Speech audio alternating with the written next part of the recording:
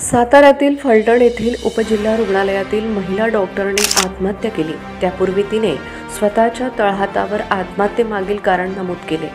या प्रकरणात फलटण ग्रामीण पोलीस ठाण्यात कार्यरत एक पोलीस उपनिरीक्षकासह दोघांवर गुन्हा दाखल केला गेला। या घटनेचा संताप राज्यभरात पसरला असून अकोल्यातही आज या घटनेचा संताप पाहायला मिळाला। शासकीय वैद्यकीय महाविद्यालय रुग्णालय परिसरात कॅन्डल मार्च काढण्यात आलाय। यामध्ये अकोला जिल्हा शासकीय वैद्यकीय महाविद्यालय व रुग्णालयात डॉक्टरांनी निषेध नोंदवला। या दोन्ही रुग्णालयातील निवासी डॉक्टरांनी या कॅन्डल मार्चमध्ये सहभाग नोंदवला। डॉक्टरांनी रुग्णालय परिसरात कॅन्डल मार्च काढत या प्रकरणातील दोषींवर कठोर कारवाई करण्याची मागणी केली आहे। यावेळी शांततेने साताऱ्यातील घटनेचा निषेध व्यक्त केला गेला आहे।